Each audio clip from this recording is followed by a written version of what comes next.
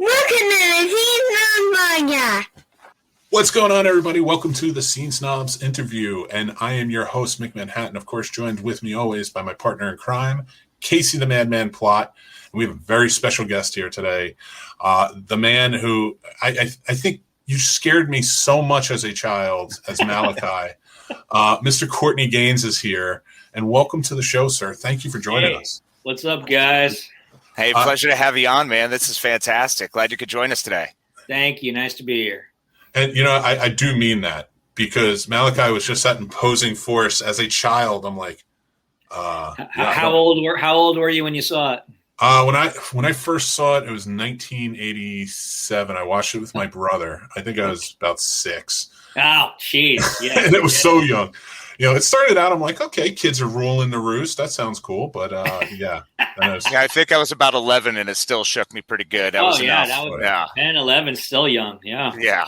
I'm 6'8", 300 pounds, and I'm still afraid of Malachi. Come on. That's right. Well, if you saw me in person, you wouldn't be so afraid. I'm barely 5'10", 5'11", But when you got me next to John Franklin, who's, barely hitting 5 feet, I looked monstrous, Yeah, fair. Yeah, exactly. It's all in who you surround yourself with. Yeah, that's in the movies. It's amazing how big they can make someone look, or small, depending. Very true. Well, one thing to kind of talk about that, because it's going to go into a lot of what we're discussing today. Your first movie being Children of the Corn, a Stephen King famous book, and the movie, of course, is iconic. I'm sure you get that a lot, but I mean, to be in a horror movie that turned out to be as big as it was, how was that for you? How do you still, Well, we had no idea that was going to happen, right? First, it was a Stephen King short story, actually. So it was even, Stephen King movies were just starting to break out at the time. Certainly, he was known as a writer, but being a short story as well, I don't think any of us knew. It was just a little indie film, and horror films were not regarded as they are now, and horror has gone so mainstream now. Back then, it was considered lower class B movie. I mean, the critics didn't give it any love. They didn't give any love to me as an actor either, and so they were tough on it. But history's proven something else. History's proven that there's no fans like horror fans and sci-fi fans. That's for sure. And John Franklin and I could have never predicted that our characters would become so iconic, particularly as kids. I mean, I think we're voted in the top 10 scariest kids of all time. I think Malachi's in the top 50 scariest characters of all time in horror. I mean, that's hard to believe that, we had that kind of impact, And, you've done a lot of horror since. And actually, one thing I've always said, and Casey can attest to this, is, that you're not just a great actor, but you've almost become an iconic, entity in the film industry if you've been in either a Rob Zombie movie or you've been in a Quentin Tarantino movie, because they are picking the characters precisely, yes. And the actors to play them. And you were, of course, in Halloween. Yes. What's feeling is that like? I mean, to step up and be like, you've reached a certain pinnacle. Well, speaking of first, maybe this will get to his ears. Tarantino's on the bucket list, right? I mean, I would love a chance, and I've been told that my whole career. Man, you should be in a Tarantino movie. And I've just tried to sort of put myself in positions for him to see me and things, and you can see his brain ticking. How do I know that guy? But I have not had the chance. But he's such a great filmmaker, man. That would be good stuff. But I did get to work with Rob Zombie, and Rob Zombie does tons of nods to horror actors that he likes. Mm-hmm. Yep. It was an interesting experience to get to work with him, because that's always the question: what was it like to work with Rob? And the best thing I can say, I was warned, as it were, in a good way, from a friend of mine who had first AD'd a project with him. And he said, "Look, don't worry about the script. Know the script, but don't expect it to stay as it is." And that's rare, and it was a really great tip, because that's exactly what happened. We ended up adding a scene and improvising, ended up working an extra couple days, because what Rob's looking for is the truth in the scene. And whatever it takes to get to that is the process he goes through. And it's a really good process. You feel like you're trying to get towards something, not just trying to get done with a scene. And I think that's, one of the things, obviously he has incredible style in terms of what is his style of filmmaking, the set dressing, the wardrobe. It's, he knows exactly who he's his marketing to, but the fact that he's willing to get to the truth like that. And, it was a gnarly scene. It was a rape scene. Normally everybody hovers around the monitor to watch the scene. That's what you do. That's what's entertaining while you're on set.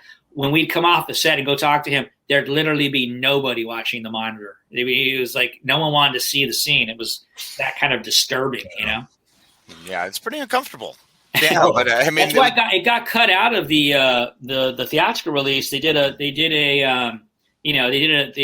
screener and found out the women didn't like the rape scene, which I thought was like, how much money did you pay to find that out? I could have told you that right away. Yeah, but that's pretty simple. He did make the director's cut, which in some ways gives it a little more, street cred, Yeah. Oh, absolutely. And honestly, it's a better version because of how much is in there. Yeah, that's what I've been told. Yeah. And going back real quick, and, of course, you were in two of my favorite movies of all time that when they're on TV, it doesn't matter what I'm doing, I'm stopping and I'm watching them. And that's Back to the Future, of course, right behind me. And you have such an iconic scene. For me, I've been quoting that for so long, being a fan of the movie. It's like, scram McFly, get at, As a friend of his for years, I can say yes. He is constantly using that line. I love it. But the Burbs. Yes. Yeah. The Burbs and Hans. I mean, come on, such a great character to play. Every time I watch it and you see that set of that suburbia, yes.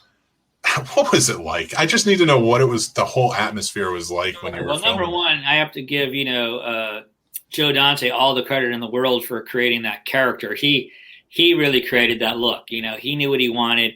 He'd be like, "Go to these guys. They're gonna make you some ugly teeth. Bring them back and show them to me." Go to the hair. Go give him this horrible haircut and make it not even. Then he picked the swath for the leader hose. Then I'd have to put that on for him. And as I put everything together, he'd just start laughing and going, "You're never gonna work again," because it was such a funky look, But that was really him. He really, really created that look, and he really was like, "I want this like Scandinavian accent, but I don't want anybody to know where it's from. So like combine something." Like he gave me all these things he wanted, which is nice. And you don't always get that much clarity. A lot of times you have to bring it yourself. So I gave him and then the makeup artist, what he did, I learned more from him about makeup because what he was doing was opposed to making you look good, he was making you look bad. So he was detracting. He was using shadows in all the areas you shouldn't be using shadows. And the last thing he did, and by the way, I can't think of the guy's name right now, but he's a big time makeup artist. His apprentice was Eddie Munster. So how cool was that? He started out in black and white film, right? That's awesome. He did one thing that nobody's ever done before since. If you look, you'll see sometimes like green, like looks like veins in my face and stuff, right? Mm-hmm. That was actually pastels. He would use pastels. No one's ever used pastels before or since, but I have for auditions used pastels. It's a very sort of simple, cheap way to do some makeup. Like to say you want some bags under your eyes or something. Very cheap and easy. Just take a pastel, use a little sandpaper or something. Now you've got something you can use. Oh, that's an awesome tip. Thanks, man. That's really genius cool. Stuff, yeah. Man. Genius stuff. He was fantastic. So I give. In that one, I give a lot of credit to others contributing to that character. The thing that I used that was what I brought from method acting external ways.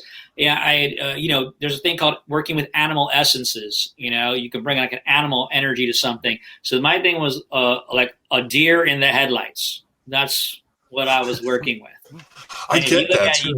That definitely comes across because a stranger in a strange land, right? So yes, I get that, especially like taking out the garbage and those scenes. Like it sticks out to me.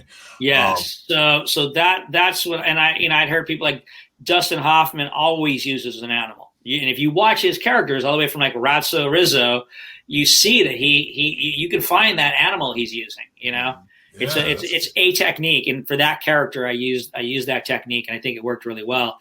The thing I always talk about the Burbs was number one, there was a writer's strike on, so it was us and Fletch 2 on the entire Universal lot, which I just could not appreciate at that age. that I was lucky to be working. I'd been working pretty steady, and I just didn't understand how everybody was out of work and all of that. But so I realized now how fortunate I was. Number two, shooting on that cul-de-sac that's a famous the Munsters were shot on that cul-de-sac. Desperate Housewives. The list goes on and on and on. So to be part of that, that cul-de-sac is one of the famous landmarks on the Universal lot. So to be in the tour, they show that cul-de-sac. So to be part of that history to me is an amazing thing, and then it was just my big challenge was as an actor was everybody everywhere I looked were actors I grew up with, actors I respected and actors I liked. I'm a big Bruce Dern fan, so having to shake that off was something I had to work with. And lastly, I'll just say, it's two things. Tom Hanks is the most, down to earth A-list actor you're ever going to meet, straight up. And then Bruce Dern was very, very kind to me and took me under his wing and really acknowledged the work I was doing.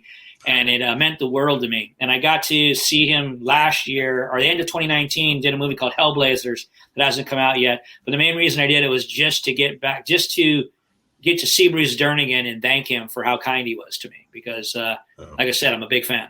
That's really cool. That's fantastic. I just actually did a recent review because I'll go back and I'll review older movies that I like that maybe a lot of people haven't seen. And one of my favorite movies of all time is Digstown.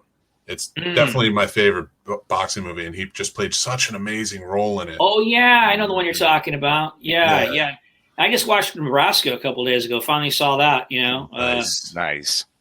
What, I'm always trying to sort of figure out, what is the essence of a certain actor? What do they bring to the party, right? Mm-hmm. And with him, he's just a contrarian to everything. He really Whenever is. you say yes, he says no. But he's a master at it, right? He's and he does, he improvs a lot. And hey Pinocchio, where are you going? That was a Bruce Dern moment. You know what I mean? That wasn't written. That's just. But, he's just so quick. His mind is so quick.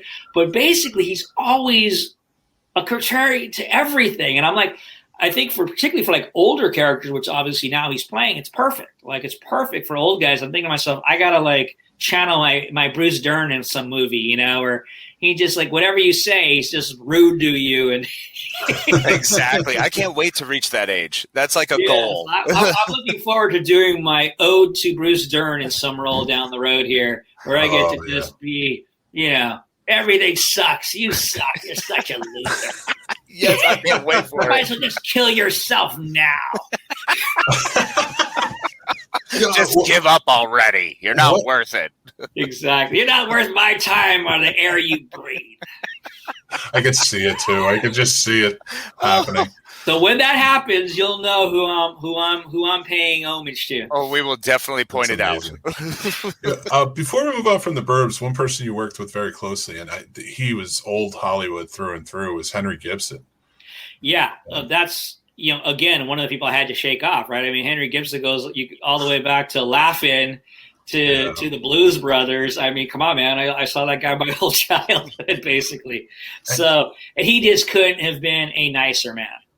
Couldn't have been a nicer man. And what's kind of crazy now, obviously I'm getting older myself, but I'm the last of the Klopeks, man. Think about that. Yeah. Brother passed away a few years ago as well. So I did there was a 25th anniversary or something thing behind the scenes, and I felt like I had to represent, man, Henry Gibson and Brother Theodore. I'm the last of the Klopeks. That's kind of a weird thing into itself, Absolutely. I want to see a commercial revisit or something where Hans Klopek moves to the suburbs again. I had this crazy idea that he gets out of prison and he moves to a black neighborhood, and it's called the Blurbs. I cannot. It could work. Work with Anthony Anderson produced. Because the suburbs are the suburbs, actually. But it would just be, can you imagine Hans in a, all black suburb? They'd be like, what is this guy about? The Blurbs. I just think it's funny. And the wackiness that would ensue. That sore thumb. Exactly. Sticking out like a sore thumb. I thought of maybe doing a short just for the hell of it with that concept. We'll see. That'd be great. That would be funny.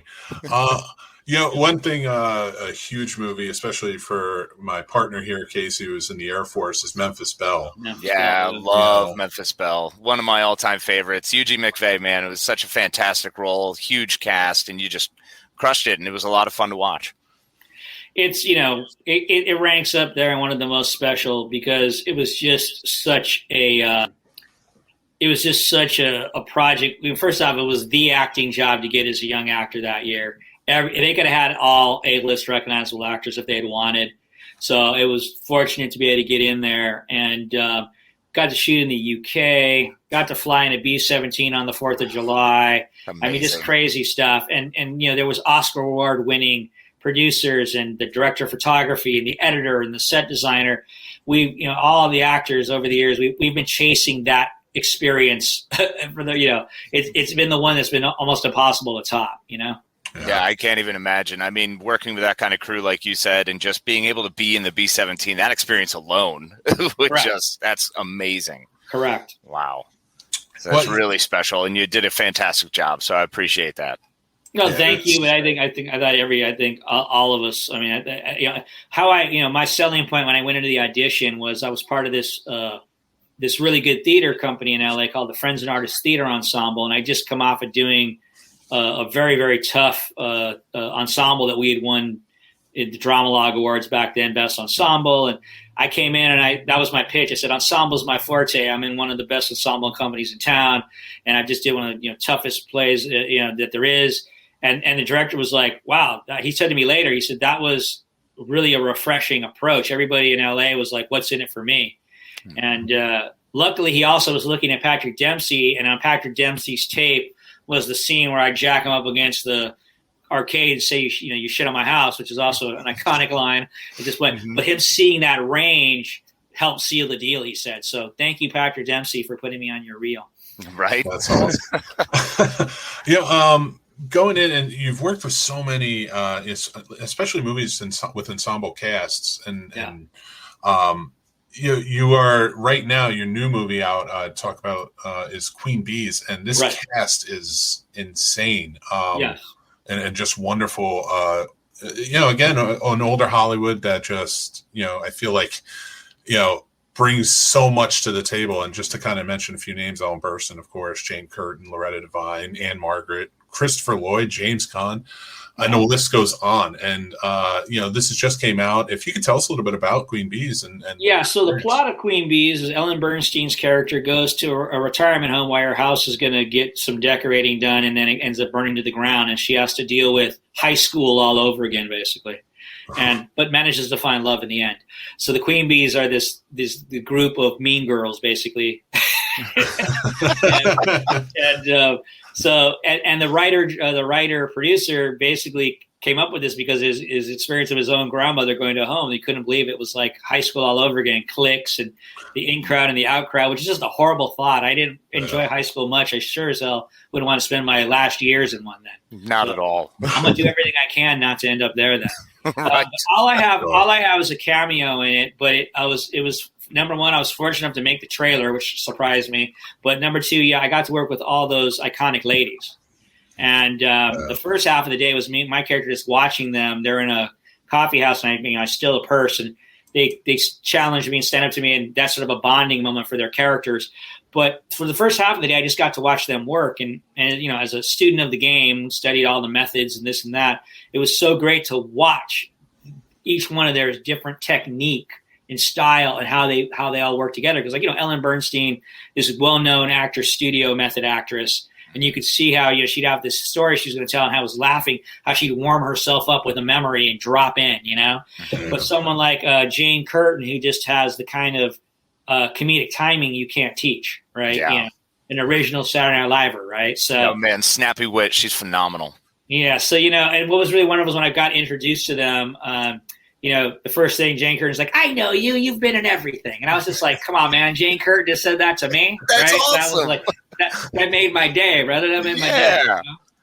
That's awesome. It was a wonderful experience. Yeah, and to be surrounded by that much Hollywood, to see that many professionals who, like you said, as a student of the game, to just watch them in their in their thing, doing it. And in fact, you know, I don't know Loretta Devine's technique per se exactly, or Anne Margaret's, but I could see that they distinctly all had different techniques. I know, like, Loretta Devine comes from, like, she's done Broadway, you know, and you think about an Anne Margaret, you know, she comes from that hybrid era right before it was all method, right? So she has that charm of, like, that 50s, you know, kind of actor, yet also understands the method, right? So you see her sort of this bridge, this gap, you know, and you could see how each one had their, like, Loretta Devine listening with her eyes, you know, they all had strong technique, you know, but all different in how they blended that all together. For me, it was a great watch. It was a great day of studying good work. Yeah, that's fantastic. That's got to be such a cool experience. And you, like we said, with all the ensembles you've worked with, I mean, you're part of that class as well. You've been building and growing with all of them, and to be part of that, I mean, it's phenomenal. Yeah, I happen to, you know, the director, Michael Lembeck, you know, his father started a class years ago in LA, a comedy class called the Harvey Lembeck Comedy Workshop. Harvey did a lot of work, and now his daughter Helene and Michael carry that class on. So I did that class for a couple of years, and it was a real kick in my butt and a really good experience for me growing in comedy. So when I heard about the project, you know, I definitely chimed in and said, "Hey, man, is there anything I could do in this?" And when he said you could work with those actresses, I was like, "Let's do this." Nice. That's radical. That's awesome. Yeah, there's some. You know, I was going through. With a lot of your work and things like that. One stuck out to me was Candy Corn. I'm a big horror guy. Yeah. And you also produced that from everything I was reading. And, you know, again, another great cast. You have PJ Souls, Tony Todd. Yes. Well, Josh, you know, is a definite, you know, horror geek to the max. And, you know, he definitely was trying to bring in as many, I mean, PJ hadn't done anything in a long time. And she's a sweetheart. Like, I've done a lot of conventions with her and stuff, but she was trepidatious, you know, because she hadn't worked in a long time. And he really just made, you know, just said, "I'm going to take great care of you," you know, and he did. And she ended up having a ball. And it was great for me to get to work with her. Like I said, I'd done the convention circuit with her for years, and she's just, you know, as nice as could be. But, you know, it was amazing how she doubted herself, because what I saw was just a stone cold pro, man. Like, that's awesome. Everything I threw at her, she would digest and react. You know, just, there was nothing you're going to throw at her that she couldn't handle. You know, right. So it was great to get to work with her. And Tony Todd, man, he was. I've known Tony from the convention circuit for years too, but man, that scene, the first scene when I had with him and Poncho, and how I got on the job was Poncho, and they took it to me, man. They kicked my ass in that scene. They were unbelievable. And Tony would just say some crazy shit to me before the scene would start, just to throw me off. He was just fucking out there, man. But it was just, you see how free he is as an actor, you know? Yeah. And that wasn't, you know, a very big role technically for Tony, but he gave it so much layer, you know? And there's talk of, if there's a Candy Corn 2, that, you know, they're going to expand his character, and well, they should. But you just saw the depth of his ability, even though it was a really, you know, smaller supporting role. Same with PJ. Her role was not the big. These are roles I'm used to doing. They brought so much depth to their characters, you know, and it just shows you there's no such thing as a small role, just small actors, as they say. Absolutely. And, you know, seeing what sticks out and really, like, what we all appreciate. Like I said, I quote your line from Back to the Future the most out of all of them, and it's a quick cameo, but it's such a important cameo to the story. Yeah, I've had this, you know, I'm amazed at how many quotes, so to speak, have, you know, made the lexicon of pop culture, and some of them being small roles. And I don't know if you guys have seen the episode of It's Always Sunny in Philadelphia that I've done. You played Roach, yeah. Mm-hmm. And I mean, I ended up with, they cut a bunch of other things, you know, 20, you know, sitcoms. They, like, you know, you're lucky to be even in it, you know.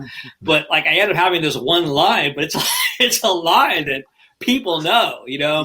My son, you know, he loved that show. When he saw that episode and they saw that line, I mean, he literally fell on the floor laughing, you know. But it's amazing how people come to me even conventions with that line. I'm just, you know, I've had good luck with, you know, these memorable lines, and perhaps maybe it's my delivery or the combination of the two that leaves an impression. But it's pretty crazy, you know. I mean, you've definitely reached the lexicon of, you know, a people. of a historical point. There's a group of people who recite the words you used and love it. So it's phenomenal. That's a wild thing. That's pretty crazy. I call that having street cred. I don't know that I've ever had a whole lot of critical acclaim, but I definitely got street cred, baby. In the bank. Well, Courtney, for you, as we're going on and such, I wanted to ask a few questions about, what are some of your, TV versus movies? What are your favorite genres to work on in each? Well, I'm not particular to a genre. I just want a good story. I want a good character. I want a good story. To me, I love the idea. I love that I've been able to do a wide variety. Maybe because I haven't become, a quote unquote movie star who carries films and puts butts in seats. I'm not limited to that. So if I can act it, I can do it. Like, if I audition or whatever, I can pull it off. I can get it. I can do it. So I've been able to do, a wide variety. And that was really after Children of the Corn being such a breakout in its own right. I knew that I didn't want to just be stuck playing Malachi for the rest of my life. So my 80s goals were to not do the same thing twice. And that concept worked well for me, that by the time that run was over, I had a successful project in horror. I had a successful project in drama. I had a successful project in comedy, romantic comedy. I had done enough that then that was able to bleed over into doing the television and things like that.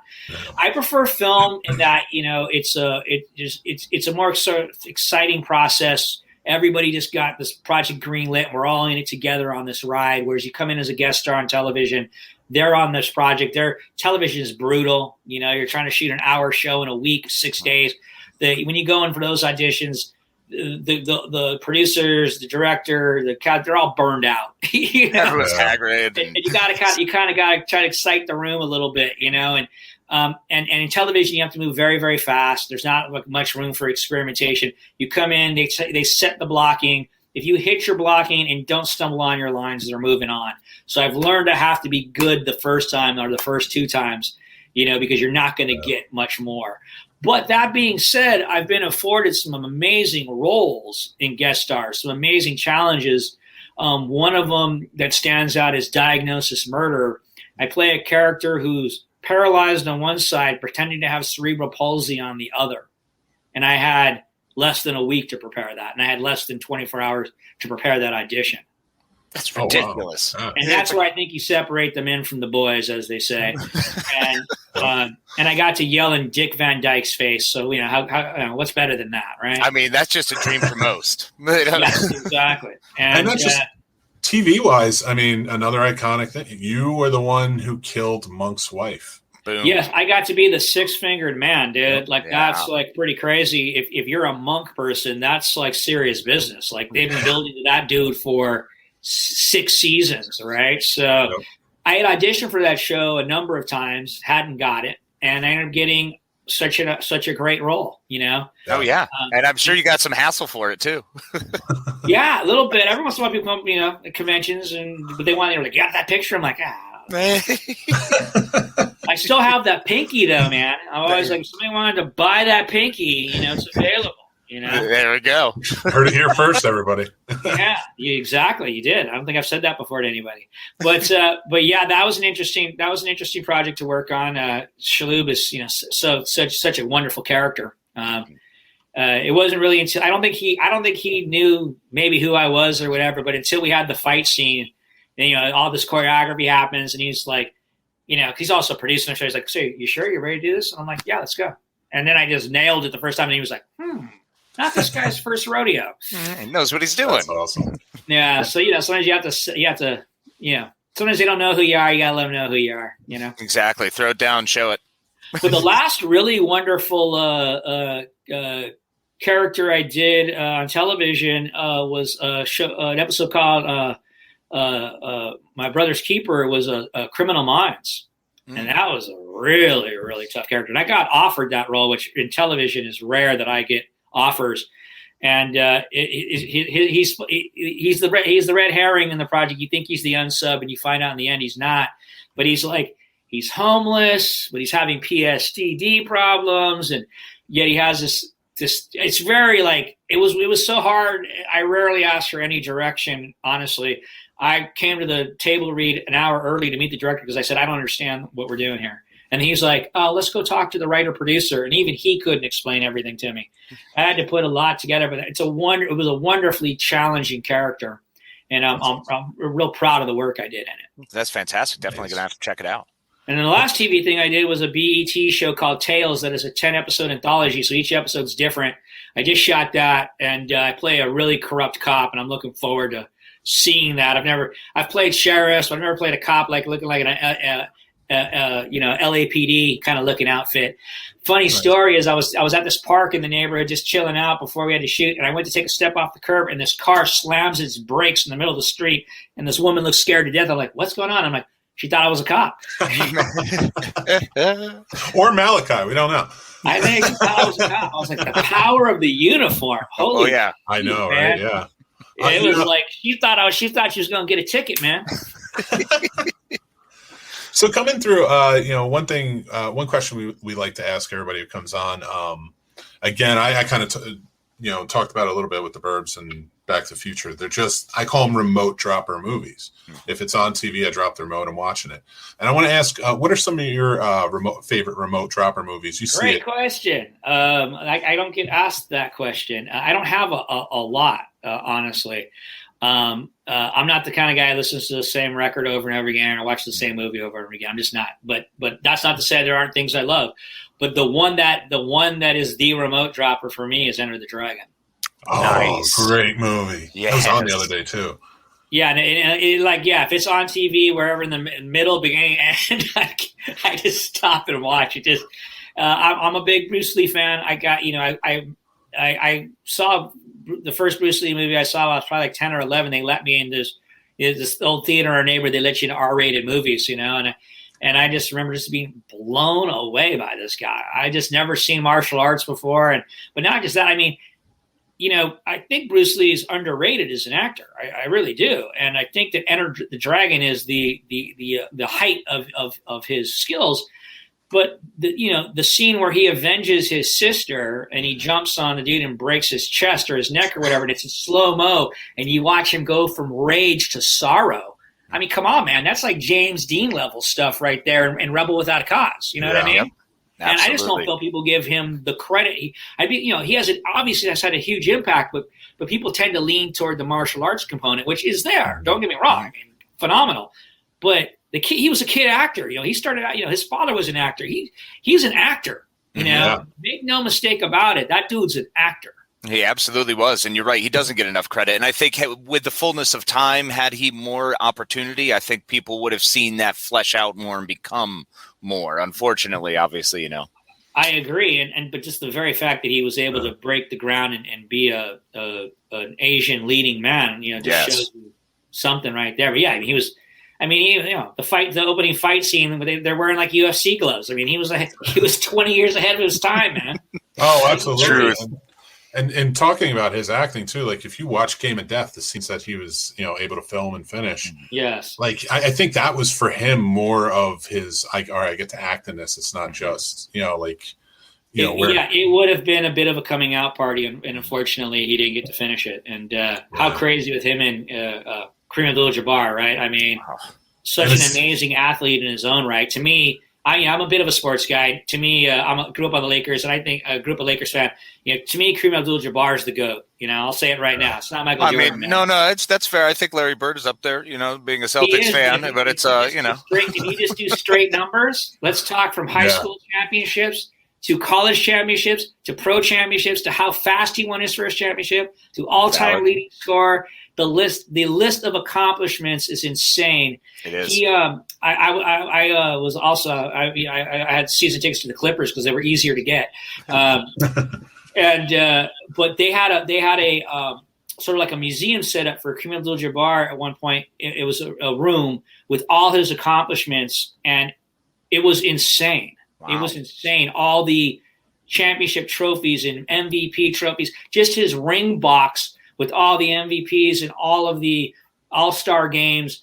It made you go like, what am I doing with, what have I done with my life? It was that incredible. And I hope, it was only there for like a month. I hope that they were going to take all that stuff and actually do a real museum because it's worthy. It's worthy. The accomplishments from high school on, and just incredible, man. True. That He is guy one of the tops all time. career. Absolutely. And just you take away just the career in basketball and his athleticism, and he's Mensa level, IQ, and the work that he puts into sciences. He's shown who he is in the long run. I mean, look what he's done with his life, after basketball. Yeah. All the books he's written, everything else. Yeah, I mean, the guy's I don't think there's been anybody, and certainly in the NBA, he's a unique, one of a kind. Yeah, a one of a kind individual. Absolutely. Oh, for sure. And that's a great movie to have as your remote dropper. Like that's right. I'm there. glad you appreciated my choice. Brilliant one. Absolutely. I've never heard that in all the time I've asked that question too. So it sticks out. Like those stick out to me for sure. I want to thank you so much for being on the show today. I would be remiss if I didn't ask about this, especially because Casey being such a huge fan. You got to play with Fish. Yes. So you're a musician. Which was awesome, man. Saw that with 96, 97, was it?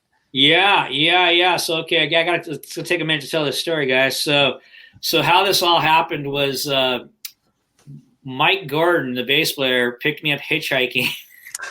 I was getting from a friend of mine got married in Nova Scotia, and I was hitchhiking to Detroit, and he was my second day of rides, and he put me up in a place to stay in Burlington, Vermont. And this was before they were playing at Nectar's. They were like, yep. So we had this amazing conversation about artists and they start showing up to town in LA, opening for Santana. The next thing you know, they're playing the Greek themselves, and I just watched this band become Fish. So, I got to know these guys a little bit, Mike being the one I know the best. And they had this guy who was a prankster who would prank them that they wanted to get back, and he was deathly afraid of Malachi. And so for years, they were trying to get me to do this Malachi prank, but the ideas were not good and doable. Finally, they came up with this one and they were in Vegas, so it was an easy trot from LA. And they so what they did is they threw this party, and they were up in the penthouse of what was it? One of the big hotels. And they got this guy baked on shrooms, and they took him out gambling for a while. And when he came back, there was everybody at the party had left, and it was just Children of the Corn playing. And so they sat down watching it with him, the four guys in the band. And then one by one, they peeled off, Trey being the last, who's obviously a redhead. And I was waiting in the master bedroom and put on his coat and came in and sat next to the guy. And they were hoping for like a big scream or whatever. They didn't get that because the guy was so freaked. He saw me and he was like, "Oh, hey." And he gets up real slow to walk out. Like, he's figuring he must be tripping, right? Or whatever. And they're like, was he scared? Was he scared? I said, the dude was petrified. When they went to talk to him, he literally could not utter a word for 45 minutes. Oh, no. And so at that point, I was in the graces of the band, and they were like, "Whatever you want." And I said, "Let me come out and play a song with you guys." They're like, "Done." So the guy saw him the next day. He was a great sport about it, but he said, "Yeah, I never was more scared in my entire life." Oh man, what a fantastic trade-off, though. Wait, that's the Malachi for Play with Fish. All right. Yeah, and got to play with Larry Lester Primus too, so it was pretty awesome. Oh man, that's righteous. Awesome. Dang, that's such a great story, and honestly, it's just an amazing career. Like phenomenal career, and still blowing up. I mean, I was like just checking your IMDb. It's like, oh, look at these 40 things in post-production, pre-production filming. I guess I should plug the things that are happening, coming out right now. So, yes, sir. What you got? Absolutely, please. Obviously, we got Queen Bees out right now, and then River.